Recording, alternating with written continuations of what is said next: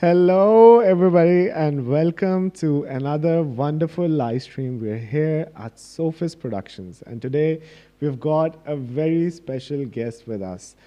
Junaid is here, and he's about to break down why AI is going to be the end of humanity. Just sorry. So we're live. That was the confirmation that we're live right now. So it's going to be a mind-bending live stream, and we're going to explore one of the most urgent questions of our era. That is, what role will artificial intelligence play in humanity's final chapter? And that is, for me, that is honestly a very in-depth topic, and I love in-depth conversations.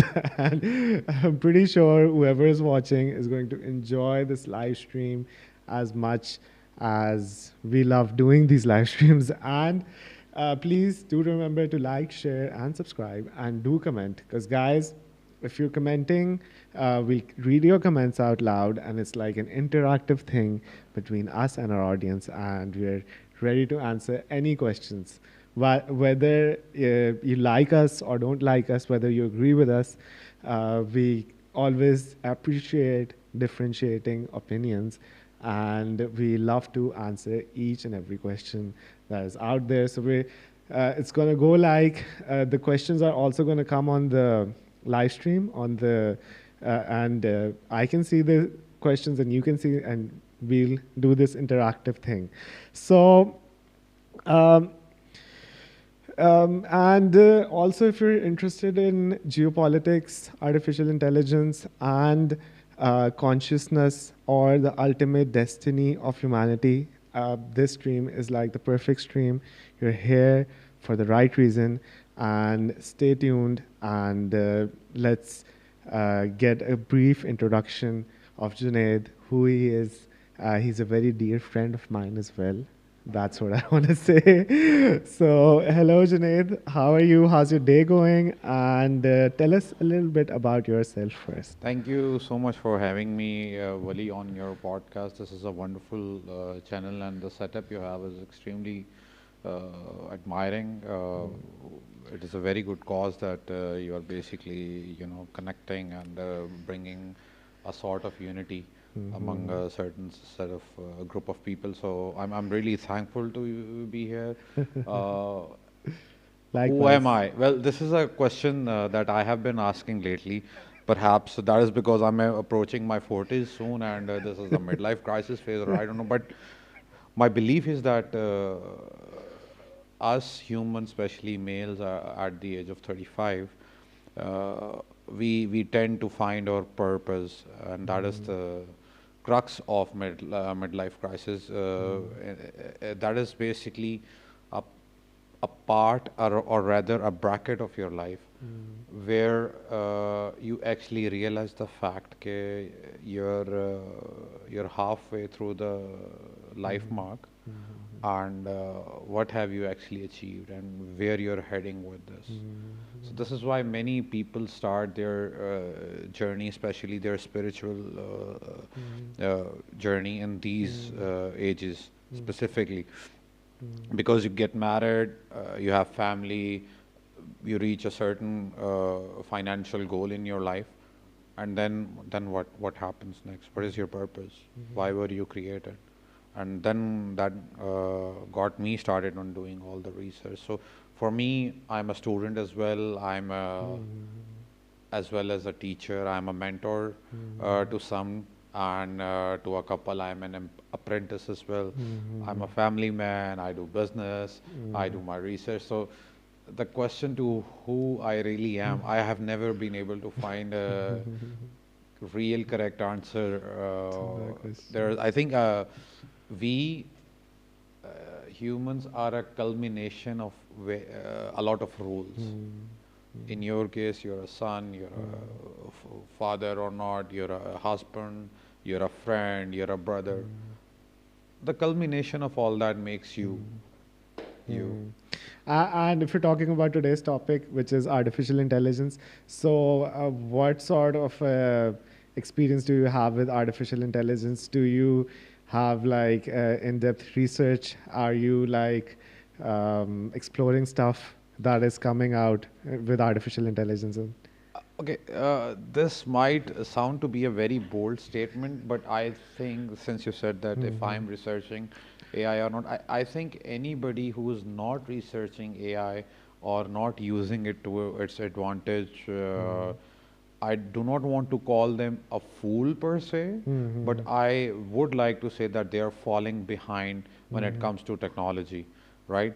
The Before this, we have to basically go back to the Kendra type graph. It was a graph for which I'm going to actually pull that up while we speak. So in that graph, you have been told that humanity was, they have this history that they get a technological revolution every 50 years, right? So first was industrial revolution. Revolution. Before that, I think it was irrigation, and after industrial, there were something like Airplanes, airplanes, and stuff. airplanes. There was a huge advance and a revolution when it came to the field of transportation. So, and then after that came one of the biggest technological advances of the history, that is internet.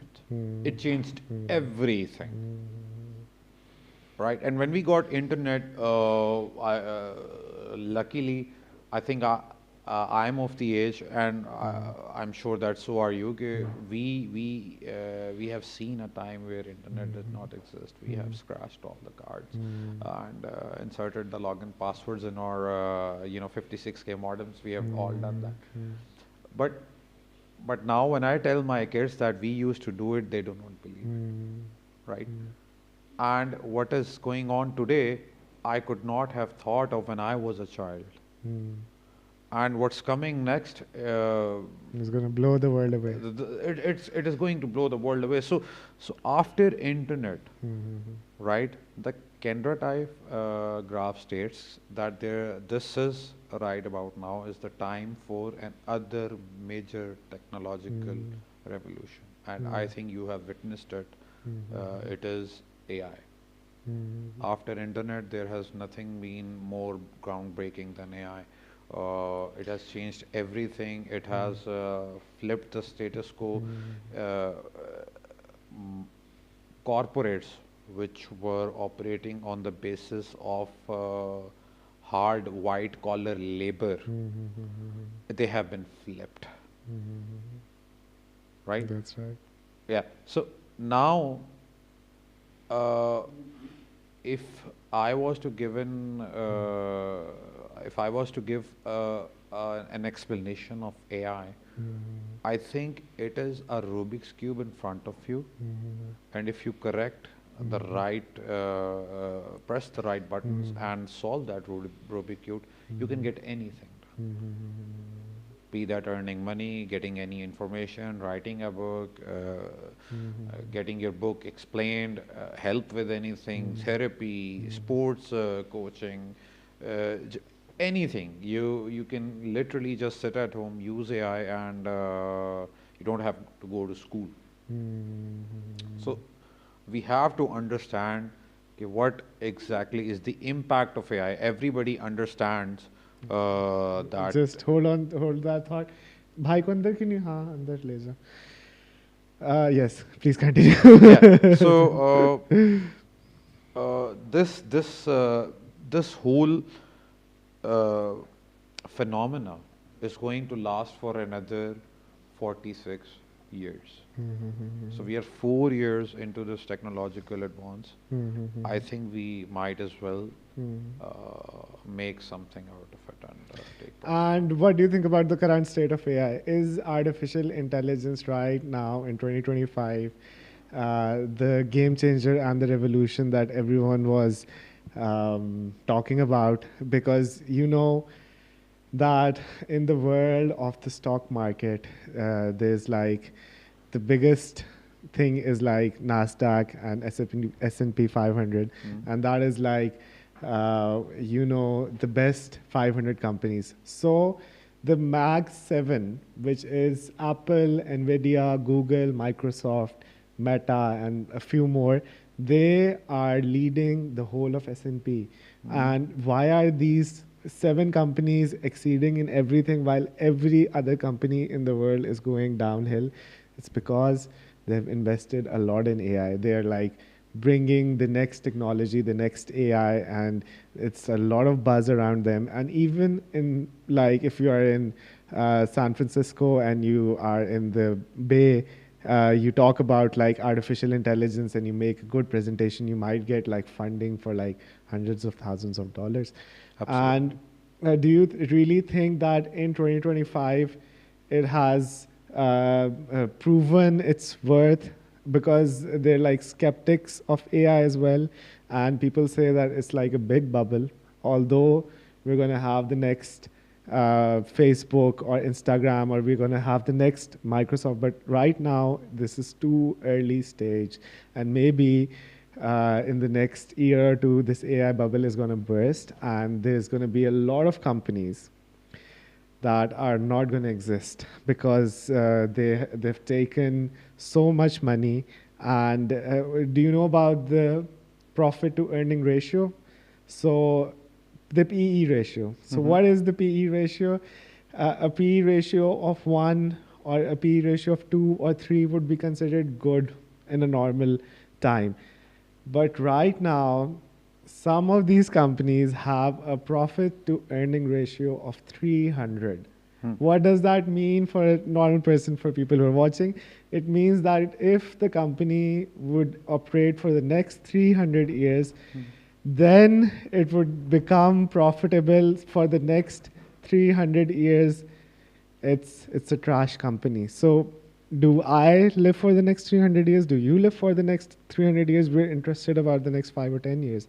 So are we so sure that right now AI is on the right track? And do you think that there's a bubble forming? That is a very intriguing question, by the way, and one question even I pondered about when I started researching about this.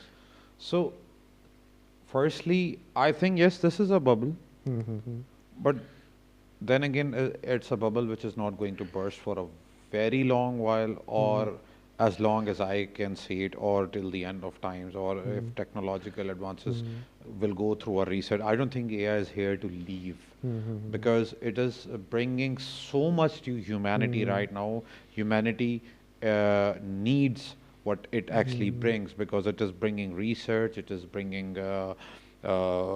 betterment, it is bringing advice, it is bringing education. So, uh, your question right now is same as you asking me that if internet would exist like a couple of years back. So, Wali, this is going to stay. AI is going to stay. The first camera, when people started taking photos, people called it a bidda. People called it it's against religion. It's against Islam. I'm a Muslim, right? So people said that it is against your religion because it is a sin to draw or make any photos. But then again, look at the good it has brought into humanity. Look at the misinformation it has stopped from spreading. Same was the case with speakers. When speakers were first created, all the mullahs, all the muftis, they said it's a fitna. It is not allowed. It is not allowed in Islam. But then again, can you imagine a world without speakers? There would be no speakers in mosques. Can you imagine a world without OnlyFans? Well,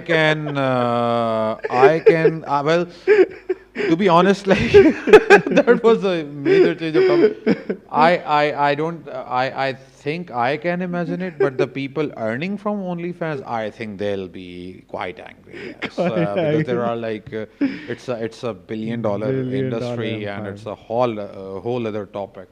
So, So coming back to AI, Do you think that people are getting smarter or dumber? Because people you used to do your assignments in school, and then people used to write songs, people used to write poetry, and since the advent of AI, now everyone's using ChatGPT, and when they're analyzing the songs from the past 10 years, so they see a clear pattern that people used to be doing their own thought and creating their own things, but now every script and every song is AI. So no one is using their brains. Are we getting like dumber, or are we getting like smarter?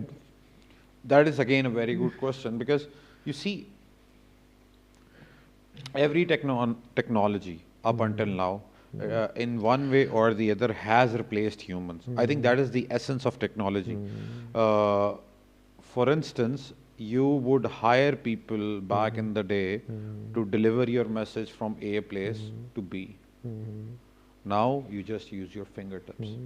Similarly, you used to pay artists and sound creators a lot of money to create their magic, and now AI is replacing them. But then again, organic is organic. They will not be replaced.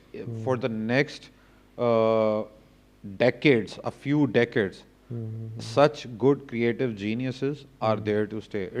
AI kind of also eliminates a lot of scam as well. Even though I'm not completely for AI per se. I think it is a tool. It should be used for our betterment. We should use it for our betterment. Pakistan had banned YouTube back in the day, right?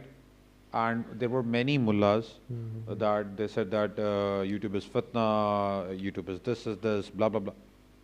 It is a tool. There are so many scholars on YouTube. There is so much information about Islam on YouTube. I have learned so much from YouTube. I have learned how to raise good kids on YouTube. I have learned how to make money on YouTube. I have learned how to conduct myself on YouTube. There are so it's a tool, right? And it is upon us how to use it. So AI can be destructive, sure, in wrong hands, but hopefully not. So the thing is, if one thing is there to stay, we might as well learn to live with it rather than No. being unable to accept. That's a very valid point. That when I was in my university, this is back 2010, 2011, YouTube was actually banned.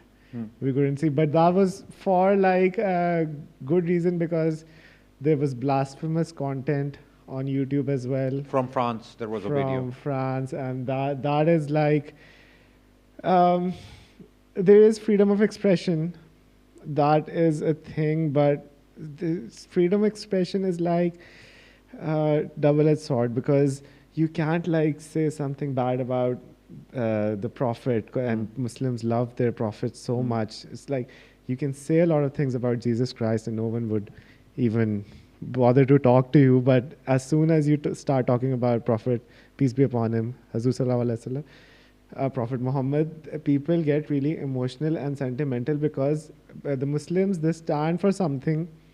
If you don't stand for something, you don't stand for anything. That's the point. So if they were getting gays and transgenders in the church, then the gays started getting married in the churches, and then there's this concept of God. But even if you're not that much of a believer, you can still be a Christian. So sooner or later, if you start diluting your religion too much, then there's no religion left. That is the point. And I think that YouTube should have complied with Pakistan's policy. At least I think now you can see the blasphemous content sitting in Pakistan. Is that the case, or is that not the case? Okay, firstly, I think there are some videos which are not available in Pakistan. I don't know how the updated policy is right now.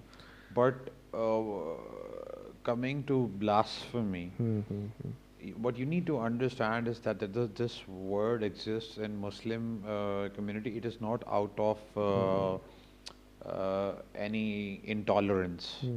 It is more out of the respect for our figures, right? Or inspirations, or mentors, the persons, the humans we are taught about, we are supposed to follow. We cannot have their disrespect. We are not supposed to speak ill of the dead. We are not supposed to, misinterpret the dead in any way.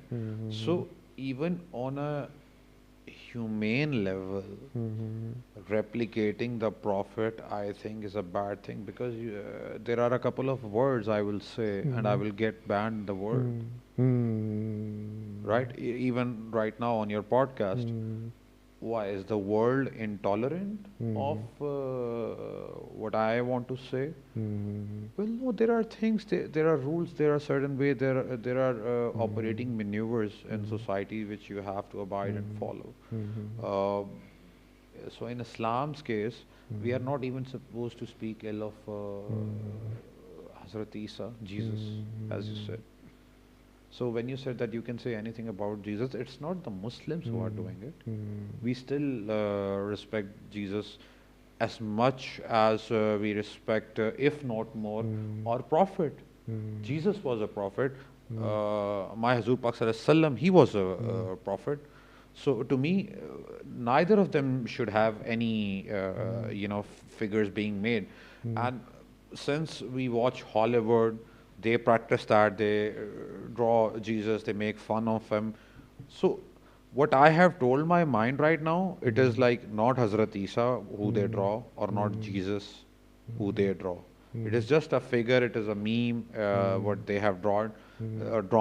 But Jesus in Bible, nobody has depicted him.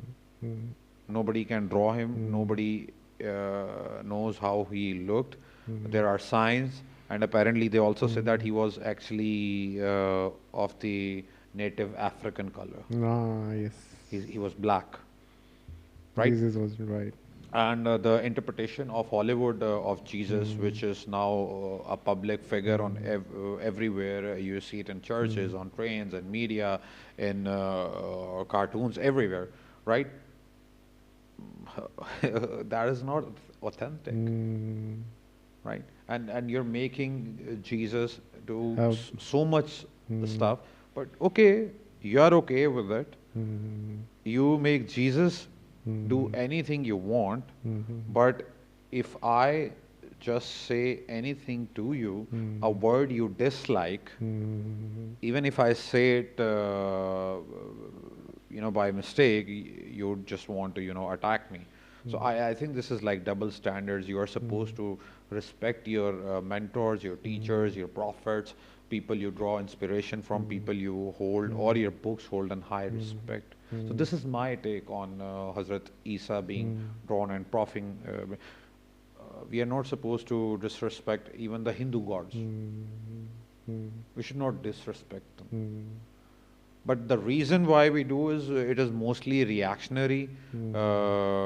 Hindus and the foreign countries, they do mess up with these Muslim emotions. They know that we are touchy about it, we are sensitive about it. So rather than giving us the freedom to breathe, they take that breathing away with their freedom of speech. So I think the freedom to breathe should be your primary go-to, or your primary right. And then after that, you may speak.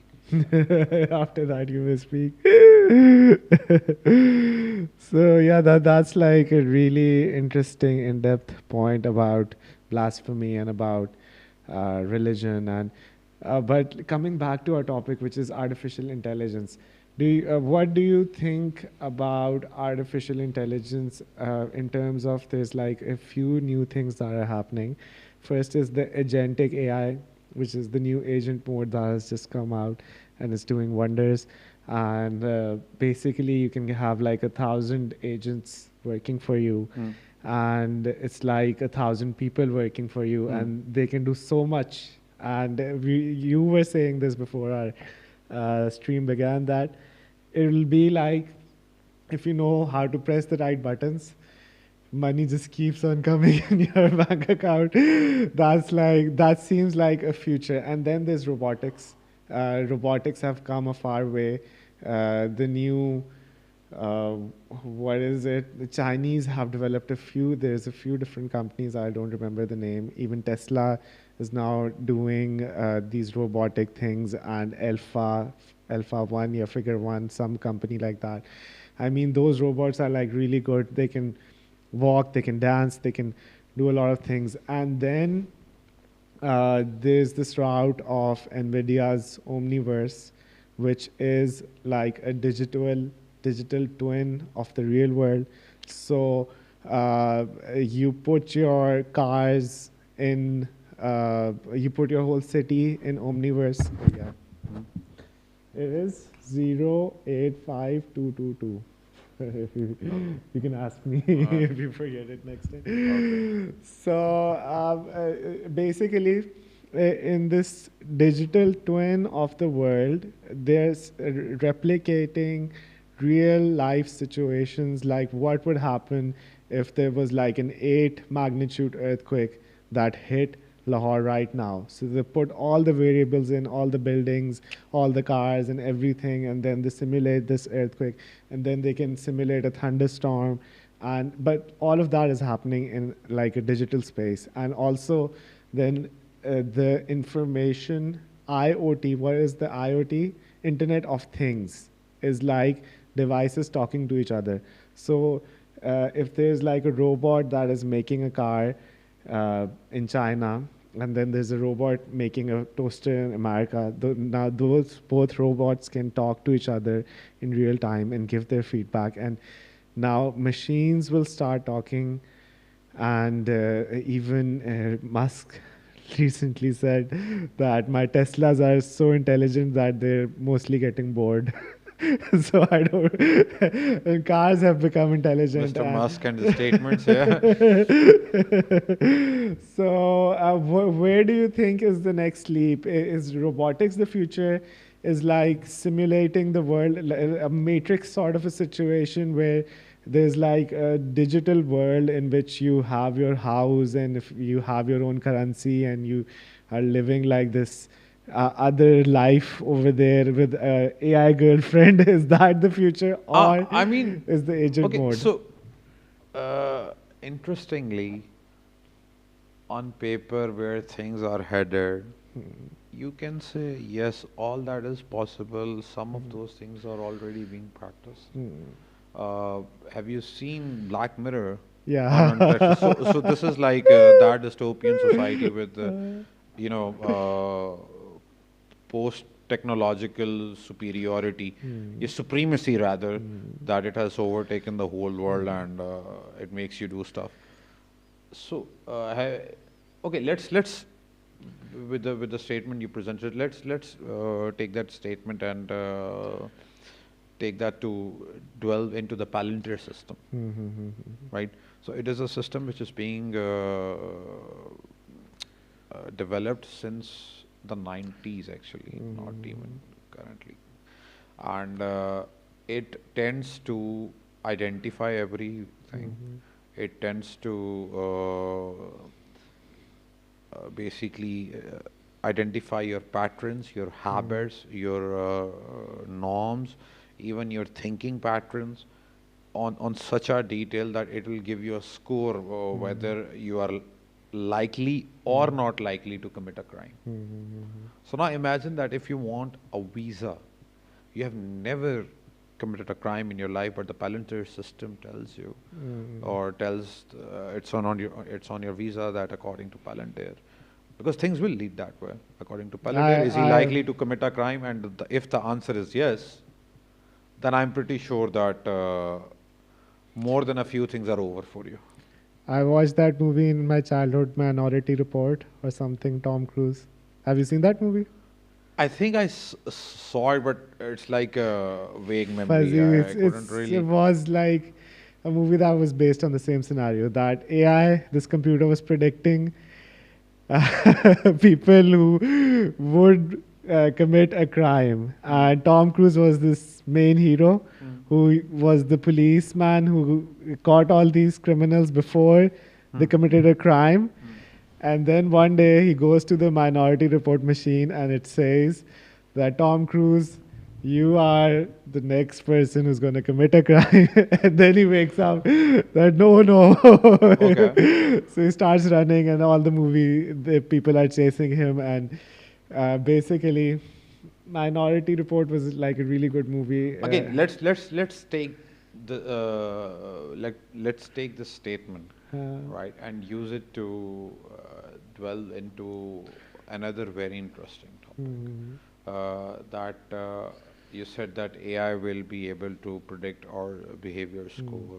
It'll mm, be able to predict that if we commit a crime or not. mm, Uh, on paper, right now, it is far from that. mm, We are not immediately heading into it. There are many things which will be done by the people, by humans. There will be policies made where AI should not be given enough liberation, right? Uh, Again, it's a tool unless you start overdoing it. Then it becomes your addiction, then it becomes your total necessity, and at one point it'll supersede you. And every act you do, everything you give attention to, every addiction you do, like take this to smoking. You smoke a cigarette, and then you smoke three, and then it is your need that you want to smoke after food because it helps you with digestion. And then you start relying on it. We have already started relying on AI, right? But I wanted to take this opportunity. You said that there's a movie, and now you are living in the time where it has manifested into a reality. yeah. If the Palantir system comes Mm. online. Yeah. I think the Chinese system, they have like a Chinese point system for all their citizens, and they've like mass surveillance in China, and they're already giving people bad score for like jaywalking or crossing the street or Hmm. throwing the trash. Hmm. So some sort of a Palantir system is already There you working. go. And then when you're talking about Palantir, how can you forget what they're doing in Palestine? Hmm. Cause what's their thing called? Big Dad, Rich Dad. Patani, there's this name of this thing that they all the people who are using their cell phones in Gaza, Hmm. all of those connections are through the Israeli towers. So now they have the opportunity to put this, I don't know, this Palantir artificial intelligence system, which is doing what is it doing? It is waiting for the person to go home to his wife and kids, and that's when the drone attack him or bomb him.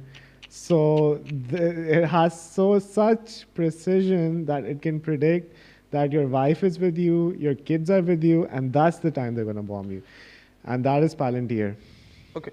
But the question you have just ignited like this big moral and ethical debate in what we were saying, which is morality is like a really difficult question because morals for every culture and society are different. Hmm. There's some Mexican Red Indian type of tribes who believe that if they eat their grandfather when the grandfather dies, so they eat the grandfather, and that brings them special powers and Okay. spirituality. And then there were these Eskimos who used to present their wives to a friend who's visiting from another village. So he Hmm. comes, so As a courtesy. as a courtesy, they used to present their wives. All right. That's the sort of Eskimos that we like. So, and the question of moral philosophy comes that let's say that a train is going. Hmm. If the train keeps on going in its path, there are like 11 people standing in front of the track, and all 11 will die. And then there's like this little button. If you press the button, the train will take a different direction and it will kill like two people. Mhm. So, as a moral thing, can you like press the button and decide who has to die and who doesn't have to die? I mean, that's like a really serious question. Are those two people better or are those 11 people better? Are they pious? Are they atheist? What's your criteria of judging? I mean, I personally think that all life all life is made equal. All life values equally unless you mess it up.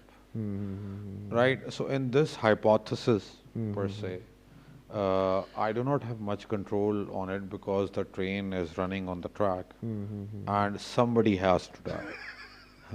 There is no stopping, and right? it's not me. It's going to be There, you. there's actually like no third track. So on one track there's 11 people and we have to like put this on the charger, by the way. Oh, Uh, we will. so yeah, in that particular hypothesis, what I would do is I will first analyze who's on the train with me.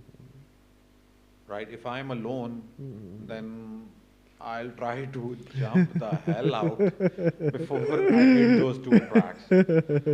Because this is like Sophie's Choice. Have you Yeah. seen the movie or the book? It is No. like an impossible choice. It is basically, it can also be seen as a paradox because it is like I mean, which of your child will you choose? If you had to pick one, can you pick any of your children? No. No, But no. in that particular train hypothesis, if I knew that 11 of them are dictators, supporters of Israel when they are, killing the Palestinian children, then definitely I will ram them off. Definitely, and I'll save two people. Two people, yeah. Yeah, and if two of them are dictators or any other like wild figures, then of course I will run the train over them. Humanity might be a better place without them. I'm like I don't want to kill them, but I will put the train on that track, right, and let fate deal with them. And you know what? People like these wild people, they find a way to untie themselves and run off the tracks as well. these damn Jews. These damn, well, I don't want your stream to get banned, and I don't want it to be like anti-Semitic. But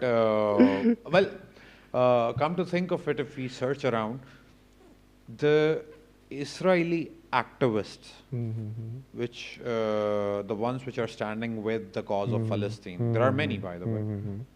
They're the biggest anti-Semitic people. They are so against Jews and Zionism that you'd be surprised. They are Jews, but they stand for the rights of Palestinian people. So Yeah, there are yeah, good yeah, people yeah. in every religion. Yeah, yeah, yeah. And there's a lot of them in America. Actually, Zionism is a totally different thing from Judaism. Yeah. And they are destroying the Jewish cause. The Zionists of Israel who are keep on attacking and killing innocent civilians, innocent Gazan children. So why are you murdering babies every day and not one, not two, a lot of them? And you're keeping on, you're repeating those things. So the legitimate Jews who are sitting in United States or even Germany or even any place else, they're getting a really bad reputation. Now anti-Semitism is on a greater rise because of the actions of the Jews, because not the action of the Jews, of the Israeli government, because And the these people, Zionists. yeah, these people are. What did Elon Musk say recently? I don't know if you know this, but he says he says that war is likely in the next 5 or 10 years max. All right, that's what he has predicted. I think his predictions are a bit off. I can see it happening earlier than that, but then again, Israel right now is invincible. Uh, Usually, the only thing keeps you together as a nation is morality. Morality which comes from following the constitutes, the laws, the norms, the cultures, uh, which are made basically in consensus with the other world, aka the United Nations. Uh, Israel doesn't care about any of that. They don't give a damn to who's thinking what about them. mm, Uh, they're a nuclear armed state. mm, mm, They have a plan that if they were nuked, they would mm, nuke some, which was, by the way, reflected in the movie which came around that time, Tom mm, Cruise's movie, mm, Mission Impossible, something. Yeah. It mm, had the same premise, but mm, Israel actually said it. mm, One of their plan was revealed, and I was reading it from a very credible source. I mm, forgot if the editor could pull it up. mm, That. Uh, yeah, they are on to stuff. mm, mm, mm, mm, mm, They're on to stuff. They will bomb when they were having a fight with Iran. mm, So they issued a mm, statement that where they said that they will bomb mm, 11. If I remember mm, correct, there were 11 countries. They said that they would mm. immediately nuke. If Destroy half of the world? So how, and it was like I think Paris. One was Mm, in probably the mm, Pentagon. They said mm, they'd nuke Washington. Then one of the sites in Pakistan was also a target. I think Lahore or Islamabad, and I think they were gonna give one payload to India. Maybe, I don't know, but Europe had a couple of targets. So they would stoop that low.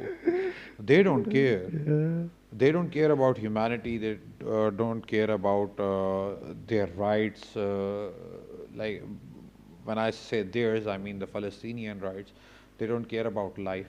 They don't care about their hunger. They don't care about the famine. They don't care about their education, their Mm, malnutrition, their them being thirsty, them not mm. being able to find clean water. They don't care about anything. Have you heard about the South Sudan thing that is going on?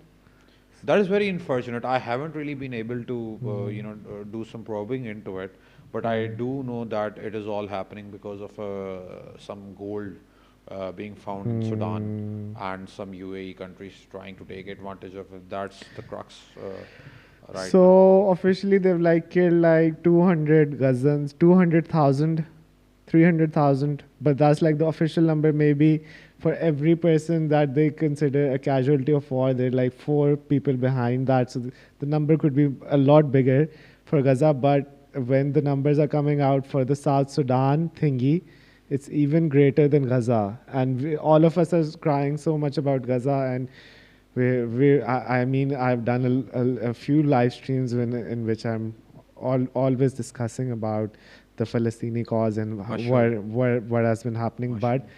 no one is talking about South Sudan, and it's like such a big genocide. And who is doing it? It's not the Yehudis or the Israelis or the Zionists or the Illuminatis. It's the Musliman themselves, UAE and Qatar. Mm. I mean, so I do blame the opposition, but I also blame our own leaders because the Saudis don't believe in the Palestinian cause. They did when they had Shah Faisal, and when Egypt had, um, who was that guy? This Colonel Gaddafi. Gaddafi. Gaddafi was Libya, and the Colonel Nasser in Egypt. So all of these leaders were shikik, shikik, shikik, one by one. I want to once again. I did a tweet once back then. The chairman of PTI, Mhm. Imran Khan, he was basically rising on the politics. And when I heard his narrative, I said that Imran Khan will suffer the same fate as Colonel Gaddafi Ah. and Shah Faisal. Even Mm. Bhutto, they were all on the same cause. Cause, yeah. Right, and they wanted to. This is very controversial, even for your own podcast, by the way. You might want to edit it later for the safety of safe. But yeah, like I could see, I told that he would probably suffer the same fate. I'm not Ye, saying that ye, may Allah harm him by any means, but he has uh, taken a lot in the cause of Israel, in the cause of Palestine at least. You're absolutely right, and that is like a major question. Some people say, and this is like a very different opinion from the mainstream narrative, but some people say that Imran Khan does not want to get out of the jail himself. Why is that? Because as soon as he gets out, he will get assassinated. Why? Because he was talking about Palestine. He was talking about Gustaki Rasool, blasphemy law. He was talking all the right things. So if Imran Khan wasn't in prison for the past 3 years and he was out on the streets, there was 100%, not 100%, a very likely chance that there would have been multiple assassination attempts on Imran Khan. He already had like 20 assassination attempts when he was out. And now Imran Khan comes out and he starts like he did, he starts talking about the people of Gaza, and he starts blaming Netanyahu, and he calls him a Hitler, or he calls Modi a neo-Nazi.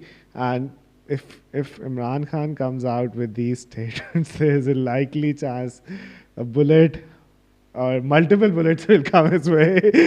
Hopefully not. But okay, before any bullets go towards any other person, God forbid, just tell me that the things you have said about Imran Khan, that he will come out, he will do this, he will do that, he will speak here.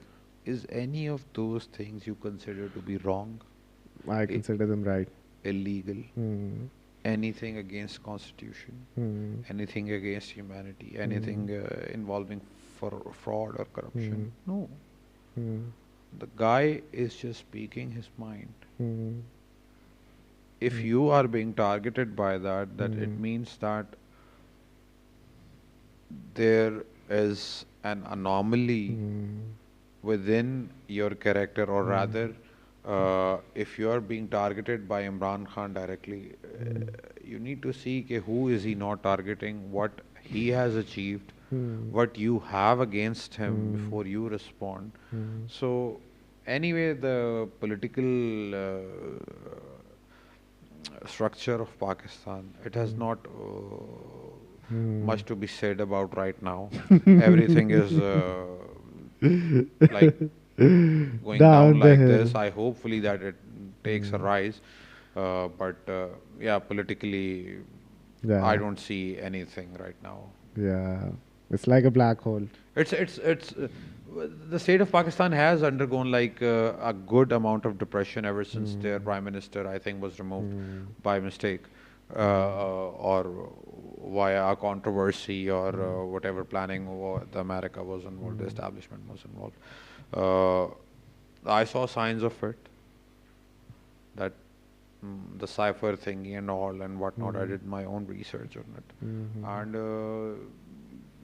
once you put your effort into the right research, you will get to the bottom of it. Anyway, so Imran Khan, what he was on about was he wanted to unite the Muslim ummah altogether. He was calling OIC over and over again. He was holding multiple meetings. He contacted them. He contacted them. He kept them in the loop. All the Muslim countries. He was motivating them. So much so that, you know, Jeffrey Epstein, right? In one of his emails to Trump, there were Recently, statements about Imran Khan. he said that Imran Khan was more dangerous than Sisi, and he was more dangerous than Xi Jinping and Khomeini and Gaddafi and Saddam. And Yeah, combine them Putin. all, and He still said, Imran yeah, Khan is more exactly. Like dangerous. he said that the guy is more powerful or dangerous, rather. Dangerous Yeah. was the word which was used, that he's more dangerous than Xi Jinping, Vladimir Putin. So, and these two power figures, they have dominion over their countries, unquestioned. And Unquestioned. Jeffrey Epstein went as far as to say that this person is more dangerous, not just rivals them, is more dangerous, right? When it to America, when it comes to him. And why was he dangerous? Because he was loyal to his country. So, credit where it's due, right? But anyway, we're going to go far off A topic since we different are. different direction. There's like 5 people listening to you very carefully right now, Thank And you. Thank thank you you so for much. all our listeners. Please do like and comment, and do please comment. If your viewers have a question, I would love to interact with them. Uh, Please feel free to throw your questions in the It's comments. like an odd time. Usually we do this like in sham. Not वैसे usually we usually are late, but sham ko like 7 8 o'clock there are more people and there are more comments coming, and Yeah. and it's like a few after a few days we missed a few weeks of Do streaming. check the post stream video, guys, on Hmm. the long format video. Do check it on Wali Wonders channel. Hmm. Make sure you like and subscribe.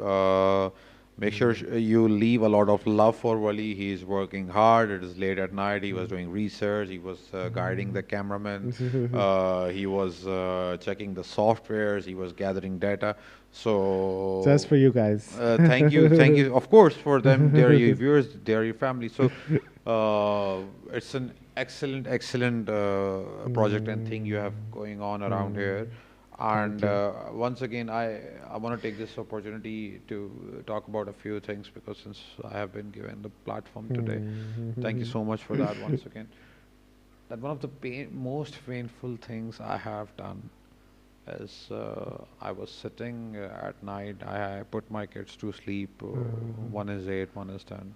They're quite young. And I was just scrolling, and suddenly I started reading names. And I read around 350 names of martyred Palestinian children. Oh my God. Oh my God. Beautiful names. They were kids, they existed, they had smiles, they had dreams, they had passions, they had fears, they wanted care. And before they could even live their life or learn how to live their life, they were stripped away. And I'm not just saying that Palestinian children have any supremacy over Israeli children. A child is innocent.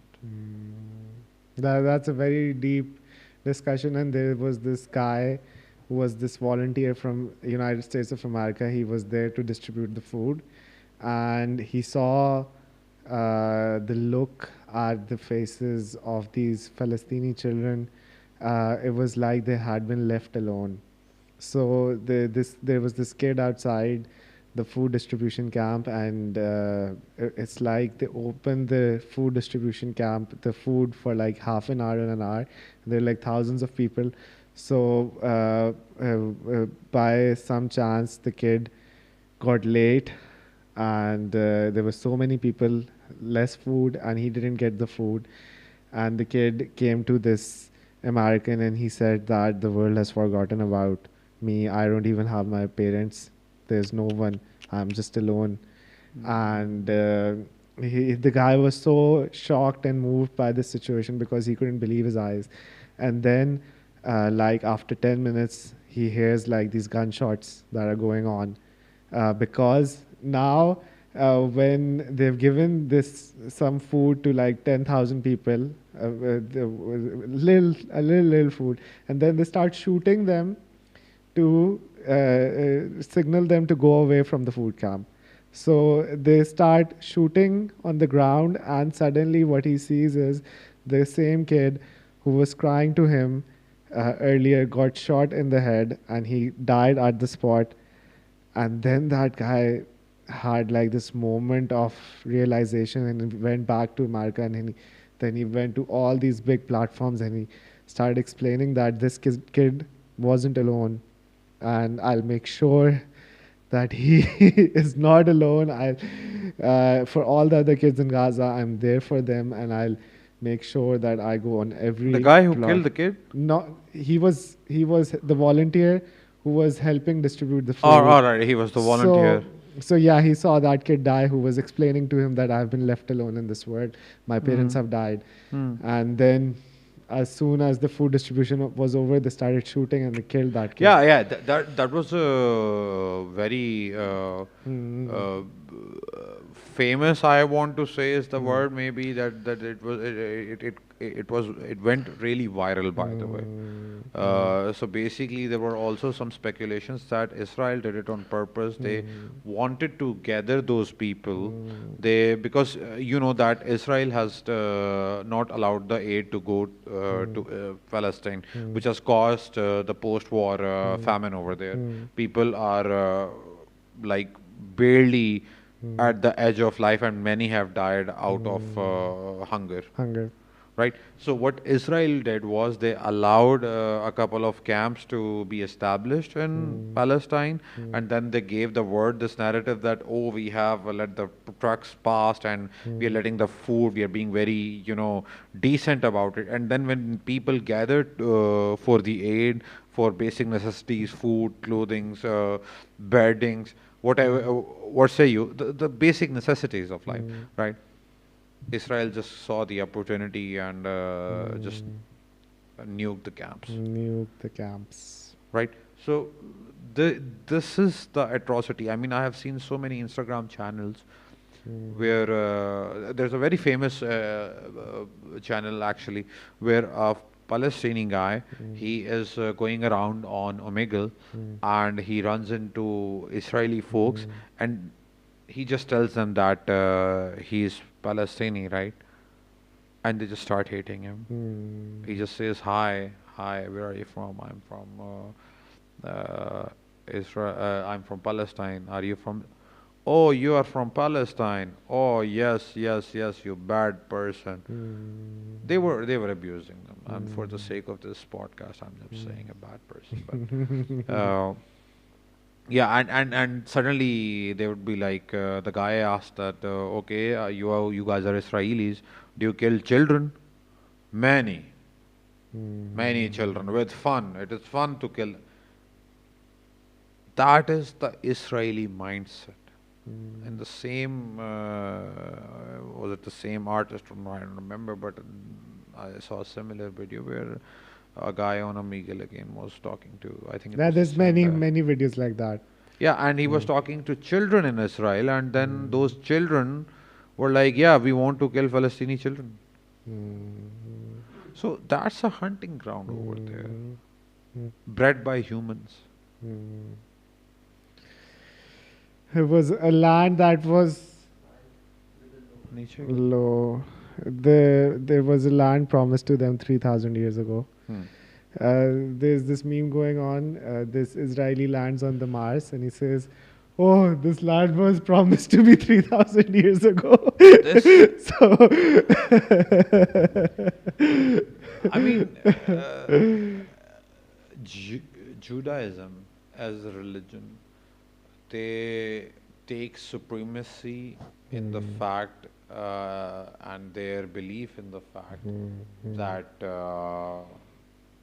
no, actually their supremacy in the belief that they deserve everything. you have to sit a bit back because your head is Okay. not So reclined. basically, their belief is that they are the chosen ones, right? The Messiah will come for them. It will be from them, and the thing with Jews is that this is the nation which was bestowed with monosalva, the food from heaven. There were clothes for them which were sent to them from the heavens, and they were ungrateful.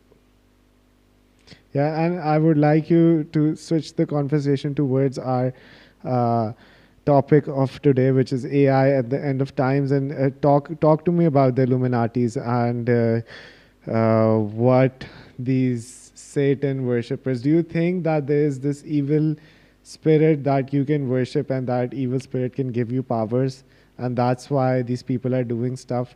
Because some people believe that humans are not that dumb.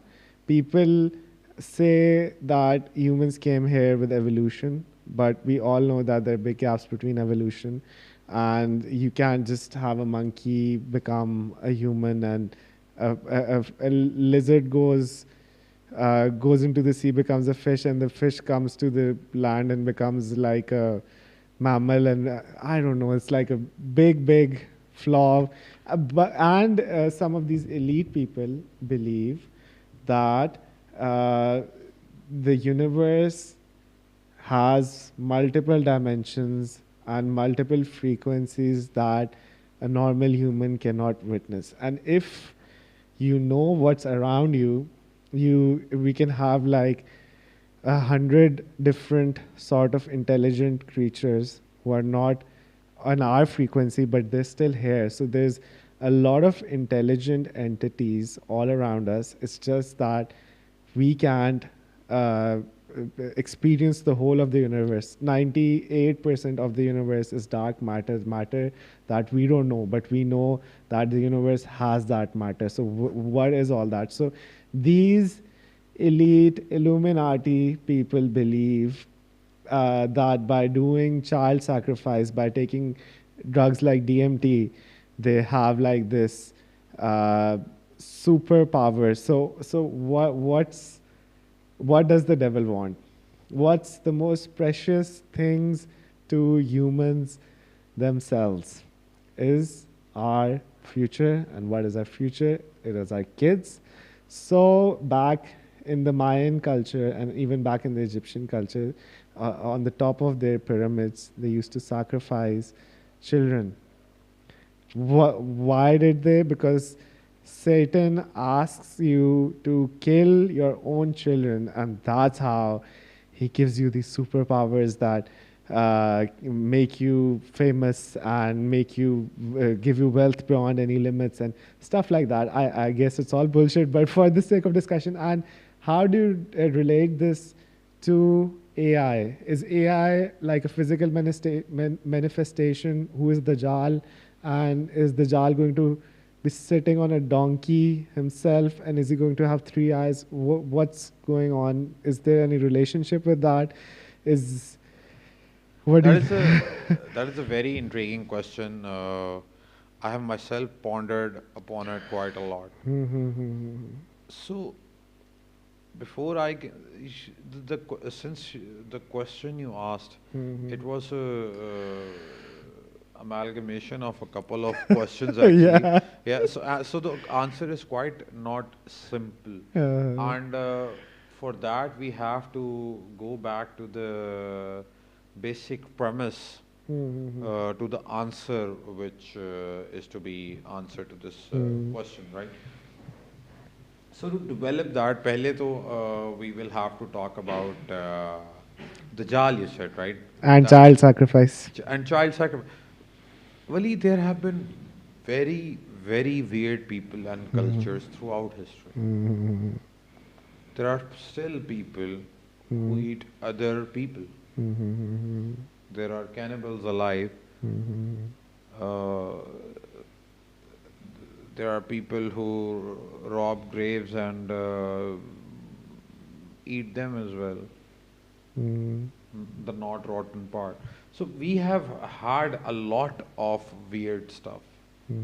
Before the era of Islam, we were killing females. Not we, but the non-believers and Muslims or Kafirs or the pre-Islamic era, whatever that was. They were killing females because they saw them as taboo, they saw them as a curse. There was slavery, there was rape, there was all sorts of stuff. Islam came in and brought a doctrine, and then things started coming into shape. Would you, if you're telling me that there are people who sacrifice children, I'm not surprised. Jeffrey Epstein, billionaire, 27 times the president of America, Bill Clinton, traveled to his private island and he was raping little children below the age of 12. This Billionaire guy. we, this also like pedophilia. I think that this is one of the worst crime ever, and it is globally recognized to be one of the worst crimes. That do you know? Are you aware that when a pedophile, when he goes to jail, it is a different protocol for them? Do you know that? They are treated differently by other prisoners actually. Yeah, Many, many of the pedophiles they raped themselves. get raped themselves. They get assaulted in jail, sexual assault. Many of them are even murdered. So now the authorities, what I last heard was that they are keeping such people in different chambers from other prisoners because it is very prevalent, right? So this is the the very gutter of civilization which Islam took us out from.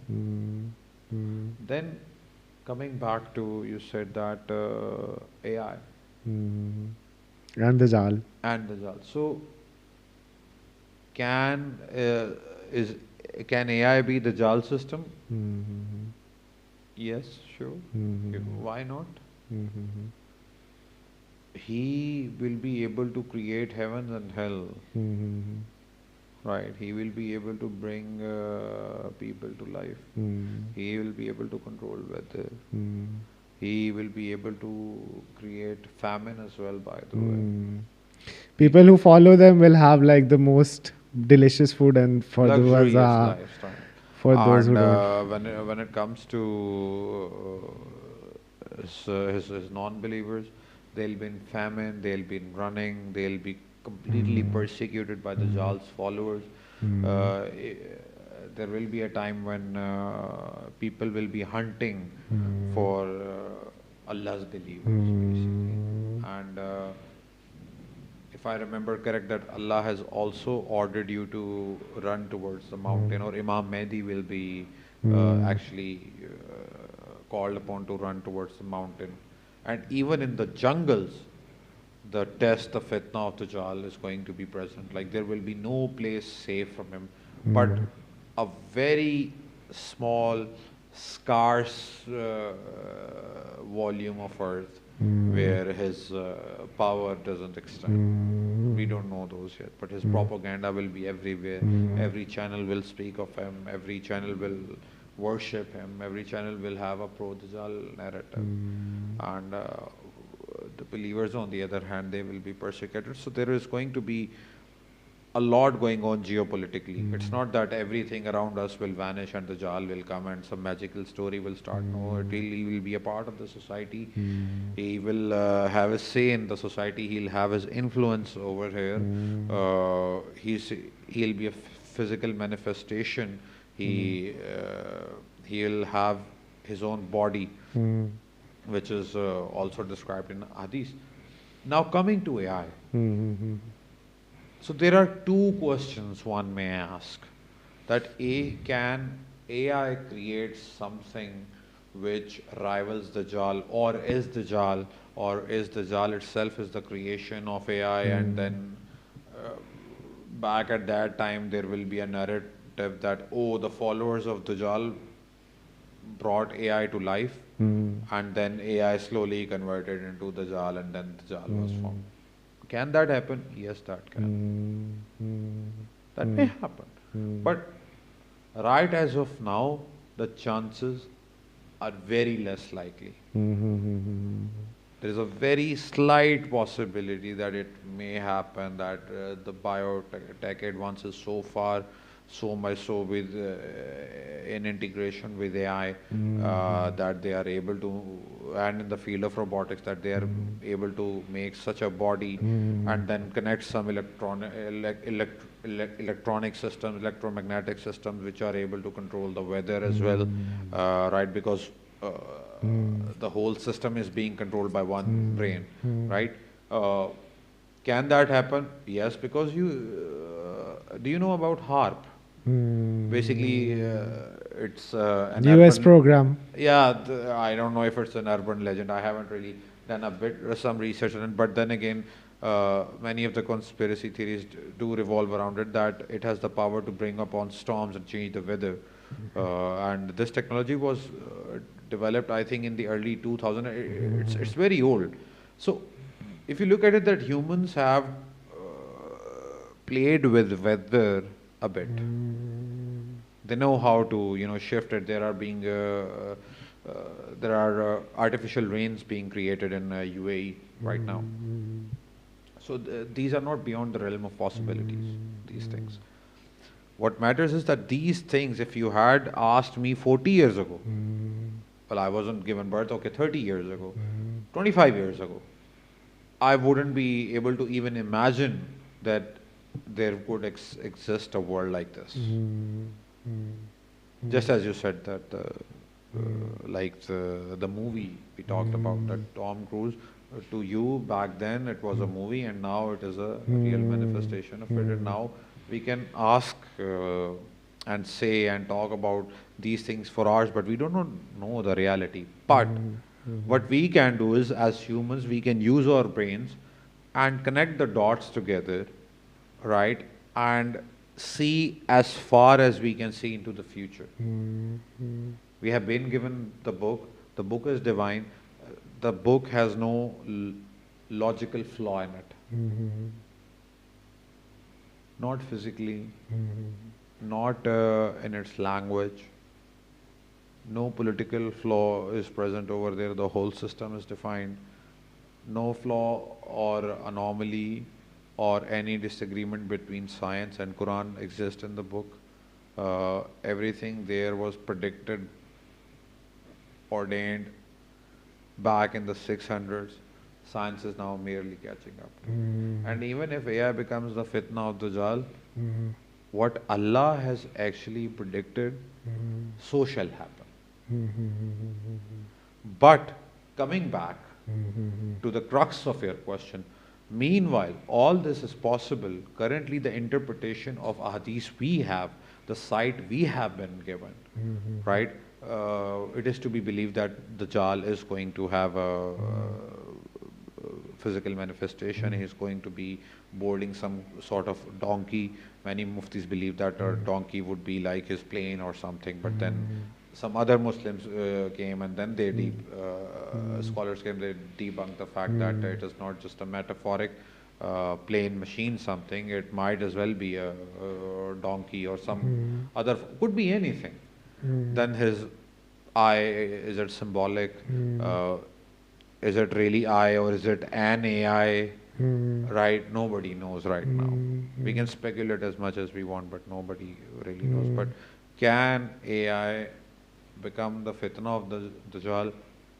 Short answer, yes. Long answer, very long answer. Reality, not in the next few 100 years. Not in the next few 100 years. Not. I actually asked this question and discussed this, by the way, with one of my tech friends. He works in a huge tech company, and he has the know-how. He's working a lot with AI as well. He integrates AI. And that is actually his job, automating and developing software. He's like, and he's at the apex of.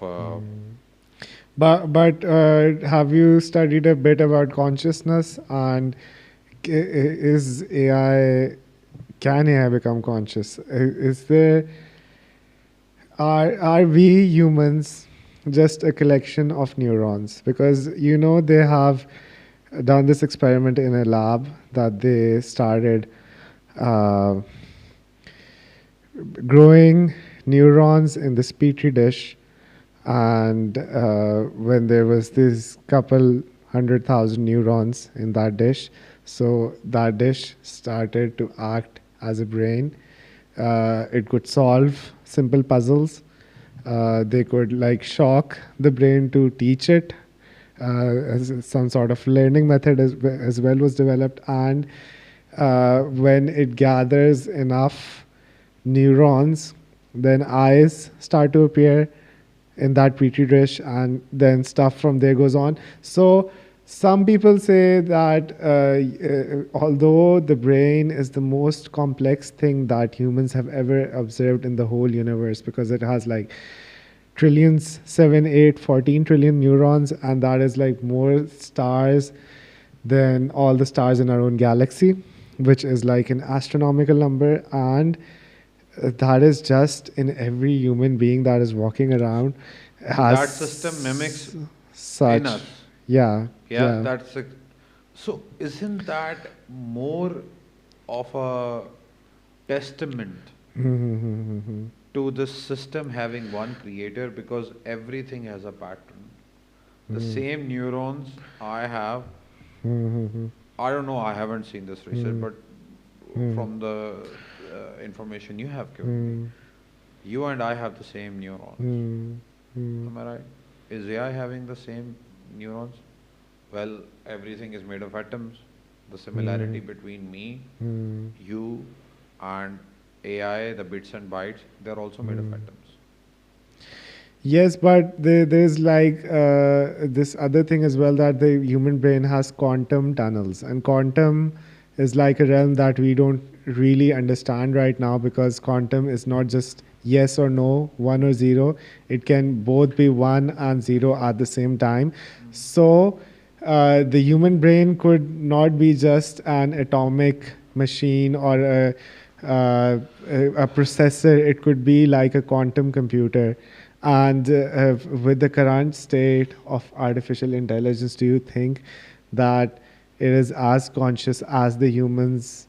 And even if it's not as conscious as the humans right now, maybe 10, 15, 20, 30 years in the future, when we have enough computing power and have our algorithms, artificial intelligence algorithms have developed like 100 times from what they have, the capabilities right now.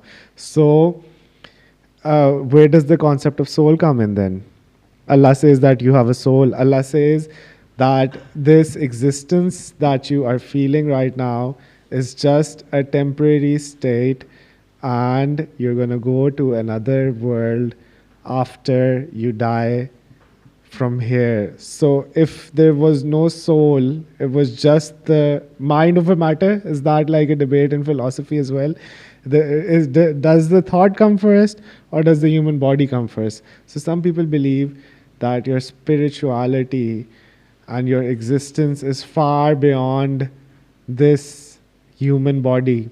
So when we're talking about artificial intelligence, it might beat you in chess, and it might give you moves that no human can ever think of. But is it like really thinking about those things? Does it feel anything? No, no, no. So Absolutely not. I think we are way overestimating AI in that regards, and we give it room to become arrogant. If, so can be the case, but I don't see AI developing any sort of conscious, because ultimately it is ones and zeros. my closer. It is ones and zeros basically combined together to give you data. Us humans do not work that way. We do not operate that way. Meanwhile, yes, we are made of atoms. So is AI, but that is as far as it goes. We have been given the free will. AI, on the other hand, is a code. It is just text which is inserted, stimulated in one way or the other, and it responds the way it is stimulated. You give it input, it is a processor, and it gives you the output. Coming closer to robotics and integrating robotics with AI, yes, you can even make, because you have voice call agents right now. The AI will call people, they will address their queries, they will file their complaints, they will work on their complaints, they will offer them on call empathy, deals, anything a human agent. AI has started mimicking it. Now when your question stems from when AI takes over biotech, right? So ultimately, then again, you will have to understand that it is a robot, right? And the brain is AI. So these are like two computers working together in order to perform one thing. If you give me a robot where I can upload an LLM, right? I will make it move. I'll just do the prompts and it'll start doing what it does. I can tell it to learn from you. It'll keep an eye on you and it'll start learning you. But the commands are being given by a human. AI will never give commands to another AI. Humans, they command AI. And now we will use this premise and go back to our creator. We know AI, we see things AI doesn't see. AI may think it is very smart, or it is not. It cannot feel pain, for instance. It cannot feel emotion. It cannot feel sadness. It will not have empathy. It will not have empathy. That is what you think. No, empathy. It will not have empathy. It will have a code, but it will not have empathy. So the other opinion that I'm hearing in the world right now is that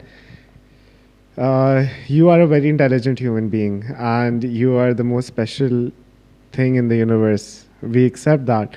But you still have limitations because you have two hands, you have a single brain, you have 2 feet, and you can think of a lot of things that are super intelligent, but you have like a limitation to whatever you're doing. So, to let go of these limitations,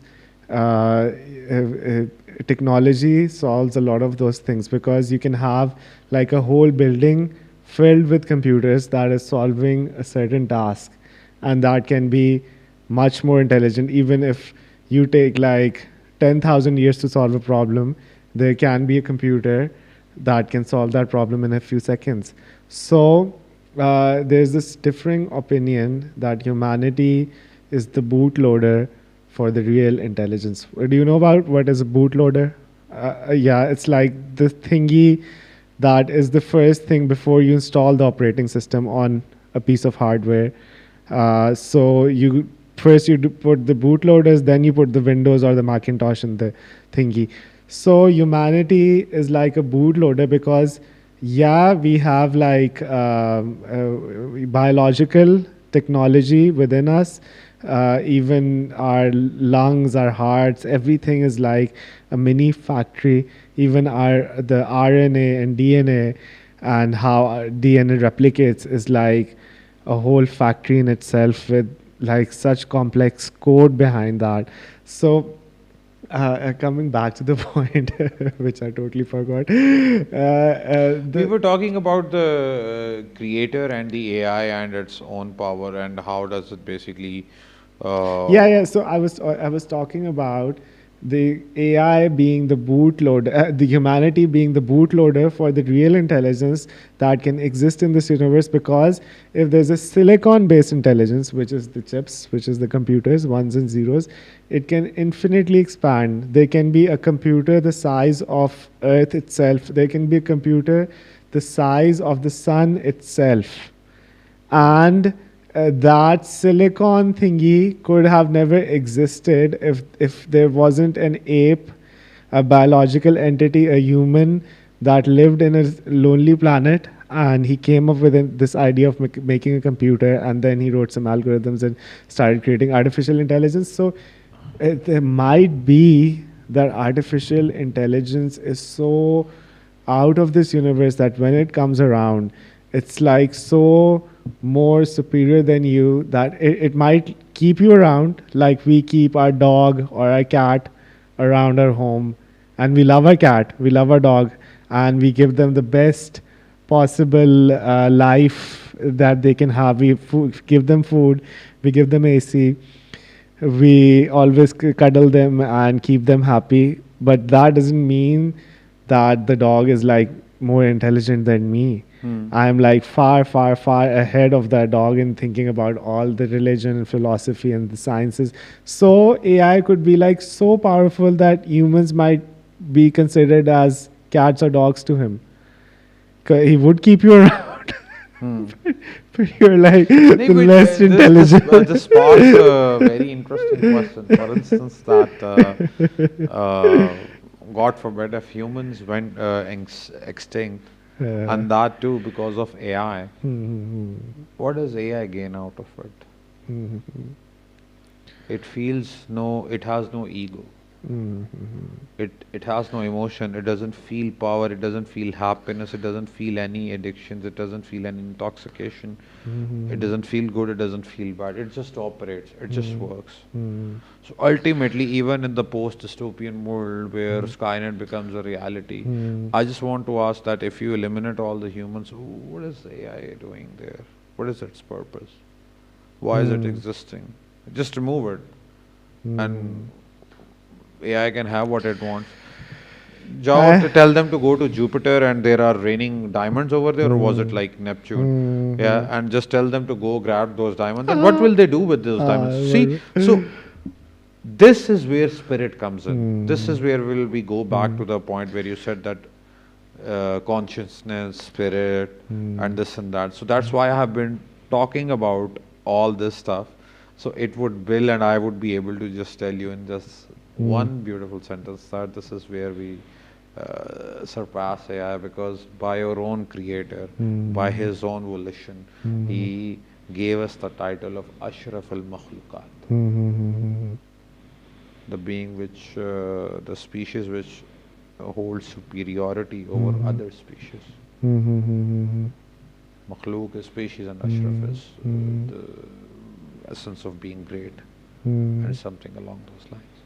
So when your creator has told you that you are the epitome of species, I have made you in the best of my creations.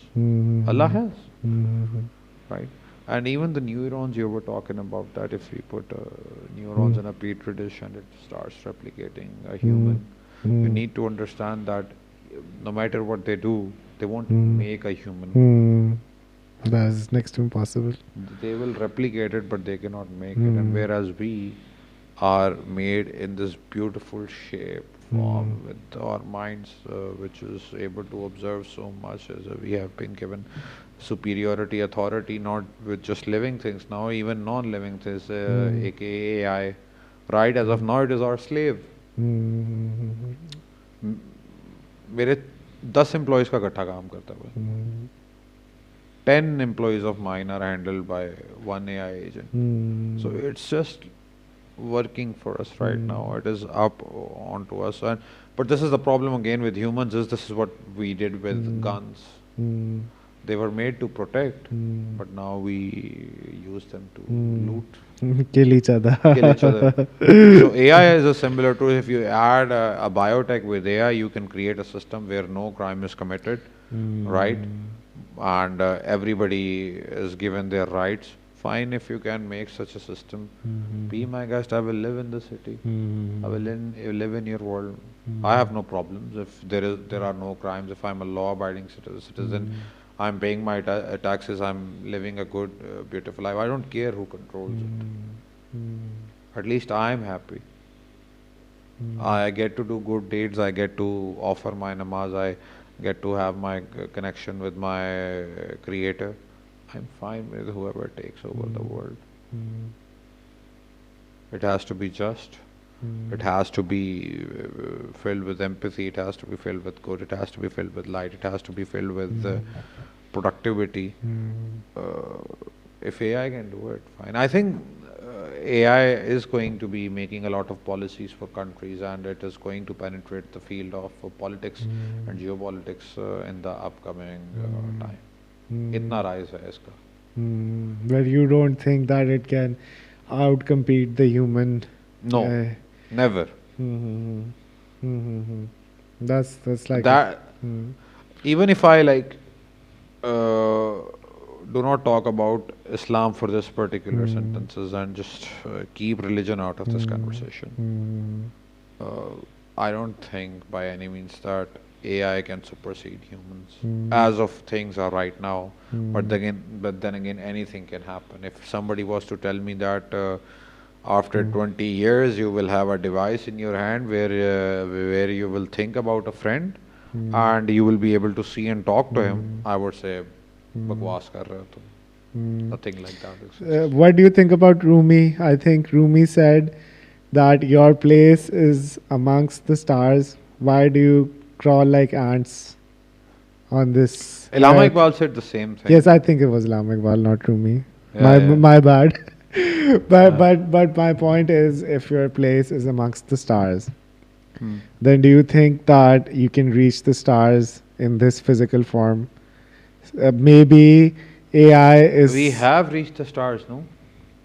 Our, As soon as we, as soon as we realized that stars existed, we could see them, we could reach them. we can. Reaching in a sense that if you want to visit the stars, sorry, not quite possible as of yet. Again, I keep saying as of yet because one thing internet and AI especially has done, especially AI, that it has broadened the horizon so much. I can think of so many things. Pehle I used to think that portals, it's uh, it's just fiction. There is no way that teleportation can be done. There is no way, but now I Nowadays, see practical. why the hell not? Because one of the movies my friend saw is being turned into reality. So, Avengers ke portal, if I say right now they are not possible, I think after 50 to 60 years, somebody who will be watching this podcast will make fun of me. Maybe 100 or two, any time in the future. But I think there is a possibility that there is a lot, as you said in the start of the podcast as well, that there is a lot of information which is withheld from us, perhaps for our own good. Even if we manage to somehow see just the waves we are surrounded by, if we were given the vision, there are so many types of waves in our atmosphere. I don't think we'd be able to focus on anything.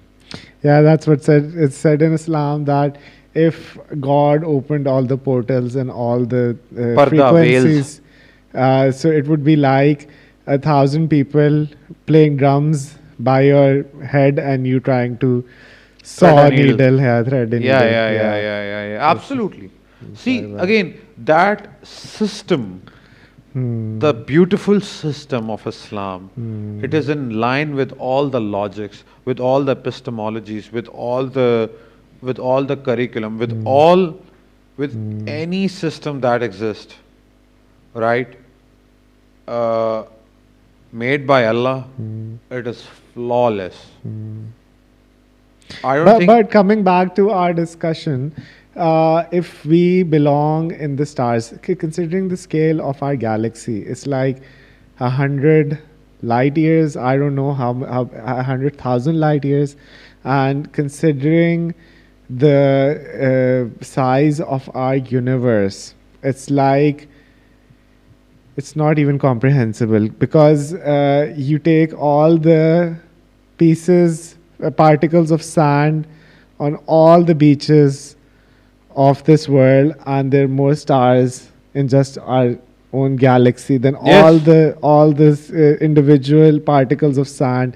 So there's so many stars, and the universe is like a very complex place where not even the speed of light is like a real constant. Maybe the laws of physics completely change when you're at one end of the universe and they're like completely different at the other end of the universe. You're So learning about quantum physics. You before that you learned about multiverse and parallel universes. There is a lot your eye is unable to see, my friend, and there is a lot which has been created by the creator, but we cannot see them. It is not meant to be seen by us, perhaps, or right now. That is. so the Mahavra idiom, which is master of my universe. So how do you become the master of your universe when you can't even go to the moon? So is Let me stop you right there. Uh, Firstly, I think when it comes to conquering the stars or being with the stars or anything, I think it comes from here. It is here. These are the stars and planets and universe we have to conquer. The one in our head or thinking or conscious is my universe, is my reality, right? That we should conquer. I mean, me going to Mars right now serves me no purpose. If you, there is a lot of space on Earth. make it habitable, love your planet, Mm-hmm. don't become cancer Mm-hmm. of your house, Mm-hmm. right? You don't need Mars, you don't need Elon's projects. Mm-hmm. But be that as it may, we won't listen and we might need alternatives. So we have to live with that. But my question comes from the fact that as a human, I think that I have like a lot of potential and a lot of untapped potential, and even time could be an illusion because God says that nothing is it is it's not like time is flowing in one direction. Everything that is supposed to happen has already happened, but it's just your mind that Wally, what perceives is time? time. What exactly is time? Have you thought about it? Yes, but first my question, then I'll answer your question. So coming back to the point that even like if I'm sleeping and I sleep for like 10 minutes, I could in that 10 minutes live like 30 years of a life where I have wife and children and people that surround me, and I have my whole life that I've seen in those 15 minutes that I'm sleeping. Because when you're sleeping, time acts in a different direction or in a different space. So, considering that my brain or my soul or my consciousness has so much untapped potential, don't you think with technology we can be really that big enough that we can control even planets and even universe? And that's like God. Why did God make all of the universe? Was it just to be like empty universe? Maybe humans will take over the galaxy in a few 100,000. Not that Kama will come, and that's the point of our debate. But can't humans take over the galaxy and then take I over the think we universe? have. Currently, though, galaxy is ours because we are alone running in this race. Yeah. Right? There is nobody else. There is no alien in our side competing for land or any hunger Mm-hmm. or control. Again, see, why do we need on the first place to control the galaxy? What do we get? Do we need space? Do we need resources? What do we gain in investing so much in controlling the Real galaxy? estate. Real estate. That's pretty good. I think I would love to see a DHA on Mars. DHMS. I would like there would be like a DHA phase 68 on Mars. I would love it. But uh, I mean, Elon should definitely work with. I live in DHA, beautiful place. Why not have a DHA on Mars? Like, what's wrong Mars. with you? I have a barrier town on Mars, bro. Very- Right? So, again, we don't, what we need currently right now before jumping on all the technological advances and conquering the galaxy, the first thing I think we can start with is just saving innocent children. Yeah. Yeah. That is the message I want to give today. Even and AI, by the way, there are very few things I have on AI. I think that AI, by the non-believers, Mm-hmm. uh, it'll start being a problem to them because if we could bring out our context right now and our chat GPT, which I'm pretty sure that we will already prepare in the next episode, so we can give the live fact check to our audience and Thingamadu information. Mm. But what was I saying? I totally went off Totally, track there. because there's a lot of things that are going on. Uh, I was I mean, I don't know what you were saying, but I was gonna say something about the should I say something? beauty of air. Sure, sure, sure. So what I'm saying, I don't know now. I forget what I was saying. So I'm saying that what if there was no one who would disturb me for the next 1,000 years? Hmm. And what if I had the powers of like angels? I could traverse galaxies. I could go through wormholes and I could teleport places, and then what if I was undisturbed by any person, and my brain was the size of the sun? So that is like the potential that humans can, our soul can go there, because we were such intelligent creatures. We're just defined by the place that we are, the frequency that we are in this universe, and what we can observe, and a lot of things, even the laws of nature like physics and chemistry, all of these things. So what if in the future, if we could like go become like these Thanos type of creatures, the sort of creatures that you see in Marvel? Even my boy is laughing. I think like it is now like turning into something where for the viewers, by the way, you need to understand that it is like I think more than 6 a.m. right Ah, now. yeah, yeah. It's nice. It's 5:30. It's 5:30 a.m. right now, and it is pretty late. So we are humans after all. Spooky But action. yeah, yeah. But this is like a fun hypothesis where we could become Thanos and Titanic. But I think on some levels we are in the eyes of an aunt, right? We are planetary.